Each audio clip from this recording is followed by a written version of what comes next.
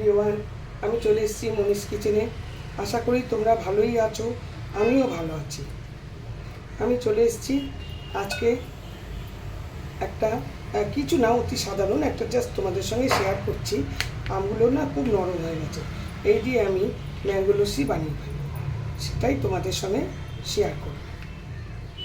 দেখো আমগুলো কীরকম নরম হয়ে গেছে, সেজন্য এগুলোকে দিয়ে এইভাবে কি বড় বড় আমগুলো দেখো, মানে একটু খেয়াল করে নিই, একদম নরম হয়ে গেছে, তাই জন্য এগুলো দিয়ে ম্যাঙ্গো লস্যি বানিয়ে নেব।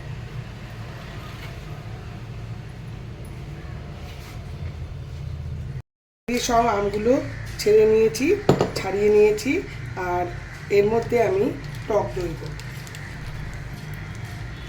পুরো 1 প্যাকেট টক দই দিয়ে দিলাম।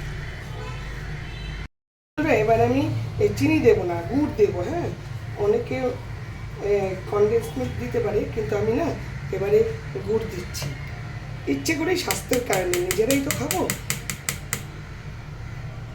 এই গুড় একটুখানি দিয়ে দিচ্ছি। গুড়টা এত ভালো, মানে ভাবতে পারবে না। গুড় দিয়ে যেন মানে ঘিয়ের গন্ধ বেরোয়, এরকম একটা রিয়েলি, মানে ভাবতে পারবে না এত সুন্দর গন্ধ। এবার এটাকে মিক্সিতে ব্লেন্ড করবো। বন্ধুরা দেখো, এই যে করে নিয়েছি, খুব সুন্দর হয়েছে।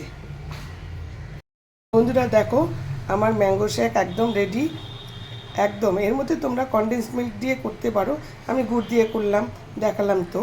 এই যে ভীষণ সুন্দর হয়েছে, আমার যা খেয়েছে ভীষণ ভালো বলেছে, টেস্টি হয়েছে, খুব টেস্টি। আমের একটা সুন্দর গন্ধ নাকি উঠেছে। Thank you for watching. আমি শীঘ্রই আসবো আরেকটি ব্লগ নিয়ে।